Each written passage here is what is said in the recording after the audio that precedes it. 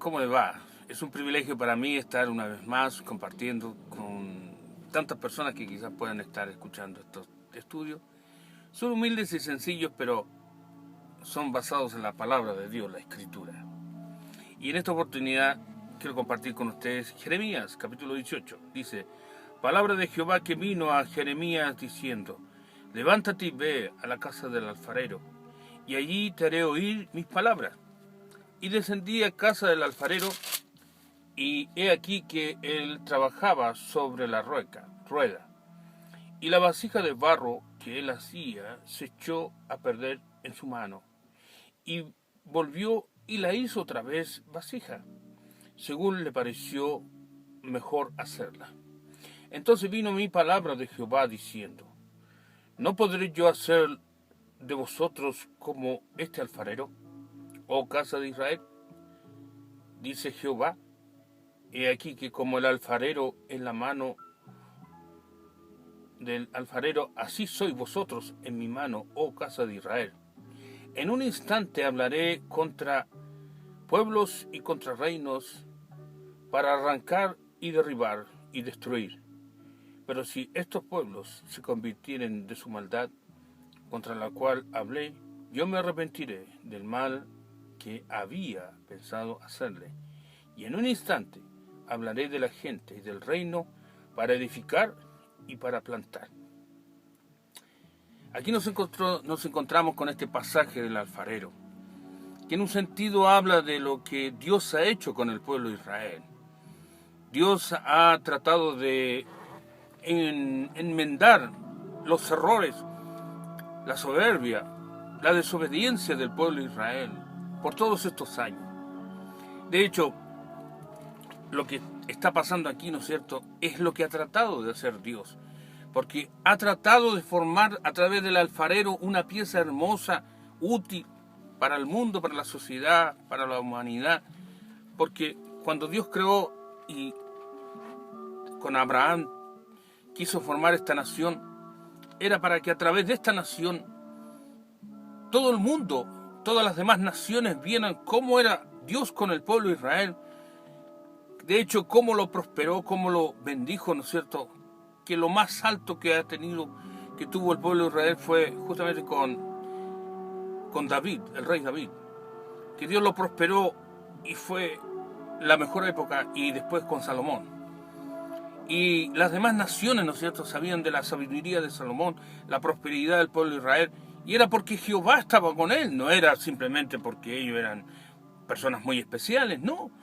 Eran porque Dios estaba con ellos y ellos estaban dispuestos a obedecerle y llevar una vida santa, una vida que le honrara, que le glorificara y que vivieran para Él y cumplir su palabra y obedecer su palabra.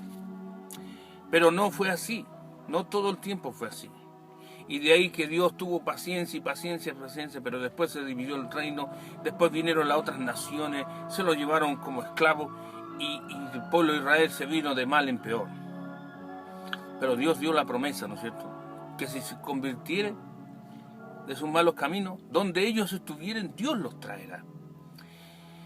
Y lo último y más delicado que pasó en lo último, ¿no es cierto?, fue en la Segunda Guerra Mundial, con los nazis, con Hitler, quien mandó a matar más de 6 millones de judíos, desde España, de Polonia, de Alemania misma, de Italia, de Francia, de Polonia y de toda esa zona europea, que destruyó más de 6 millones de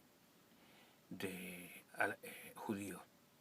La verdad, Dios nos dio el privilegio de estar en Israel y pudimos estar lo que se llama el Paseo del Holocausto, el Museo del Holocausto. Y ahí es un museo muy grande, muy gigantesco, pero hay diferentes galerías que uno va pasando de un lado a otro, y cada una de las galerías muestran diferentes cosas que son realmente impactantes. Muestran una cantidad enorme de zapatos, cosas que se rescataron de esos momentos, ¿cierto?, fotos de personas que sufrieron las torturas, las cámaras de gas, donde los quemaban, donde los asfixiaban, y los trenes, parte de los vagones, los camarotes. Yo me acosté en uno de los vagones del camarote y casi se podía sentir la vibración del de todos los que pasaron por esos camarotes y murieron por simplemente ser judíos. Pero ¿cuántos judíos en el mundo habrán estado clamando para que Dios estaba nuevamente haciendo tira esa pieza del alfarero, que se había apartado, se había alejado de Dios? Y el pueblo, en un sentido, en el mundo general, clamando por el pueblo de Israel. Y hasta que vino la liberación, los aliados ganaron la guerra, libraron a todos los judíos, y en 1948, en mayo de 1948, Israel es declarado como nación. Y nuevamente Dios empieza a formar el alfarero, nuevamente lo que Dios quiere hacer con el pueblo de Israel. Y hace 2 años fuimos a Israel y la verdad es una maravilla en tecnología, en economía, en el trato de la gente. Son muy amables, son muy atentos, son muy dispuestos a ayudar, a cooperar, a conversar, a tratarlos bien a uno como extranjero. Y la verdad que estábamos impresionados la actitud del judío de Israel.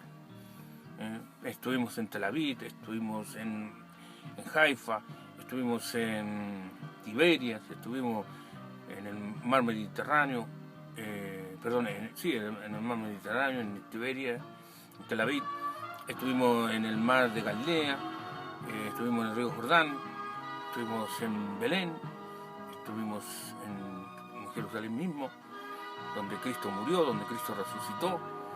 La verdad, un tour fascinante, maravilloso, pero era impresionante cómo los judíos lo trataban a uno y cómo era su trato, su comunión, su compartir, y era muy, muy condescendiente. Como el pueblo de Israel también estuvimos en algunas ceremonias que pudimos compartir en el hotel que estuvimos, ellos lo arrendaron, y pudimos estar en algunas ceremonias donde ellos son muy devotos, leen mucho la Biblia.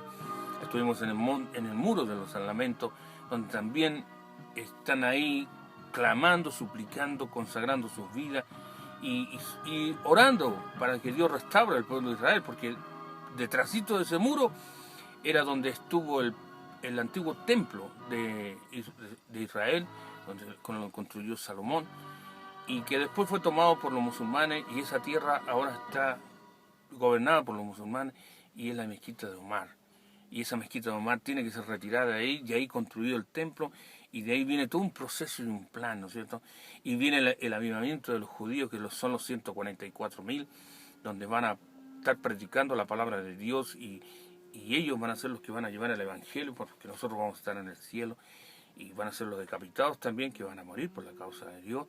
Pero, ¿qué es lo que está haciendo Dios? Está haciendo nuevamente, tomando y formando nuevamente el barro, y con el barro haciendo un alfarero, que le sirva, que le honre, que le glorifique, que se adapte a él.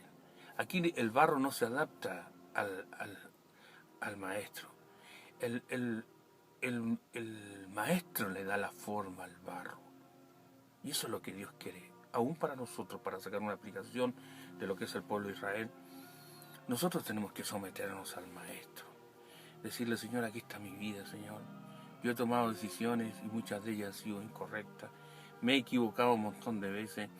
Y si sigo haciendo mi propia voluntad, voy a seguir equivocándome. Porque solamente en Dios podemos encontrar el camino perfecto. Podemos encontrar la buena, bonita, perfecta y agradable voluntad de Él, y que permanece para siempre. Por eso, ponete en las manos de Dios y dile al Señor simplemente: quiero que tú me formes, quiero ser el barro, quiero que tú, Señor, pongas tus manos maravillosas, poderosas, y me controles y me moldees, y que realmente yo cumpla lo que tú quieres ser. Si usted va a Pomaire, usted entra a las casas donde venden diferentes cosas de greda, va a encontrar ahí que el alfarero tiene diferentes cosas.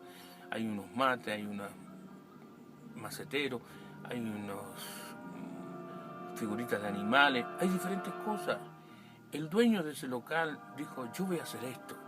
El dueño del local aquí es Dios, y Él quiere formar de ti algo de lo que quizás ni tú quizás te agrade o no te guste, pero es lo que Dios quiere hacer contigo. Quiere hacer quizás un macetero para que se ponga una linda flor. Quiere ser un juguete para que un niño se divierte y lo pase bien y se alegre. Quiere ser una cajita para guardar grandes cosas ahí. Y diferentes cosas. Pero Dios tiene su plan. No tú tienes un plan para Dios. Para decirle, Señor, yo sé lo que conviene más. No, no es así. Tú tienes que decirle a Dios, Señor, aquí estoy en tus manos. Señor, úsame, moldéame. Si hay que romper este alfarero que yo lo formé, pero no es lo que tú querías, Señor, haz de mí según tu voluntad. Fórmame, Señor. Transfórmame para hacer tu divina y santa voluntad. Y así, Señor, poder cumplir y llegar a ser a la estatura de la plenitud de Cristo, seguir su ejemplo y ser como Él. Oh Padre, bendice este estudio, que siga sobrando en nuestras vidas para ser como Cristo y poder un día ser como Él. Gracias, Señor, por esto. Pido tu bendición en el nombre de Cristo Jesús.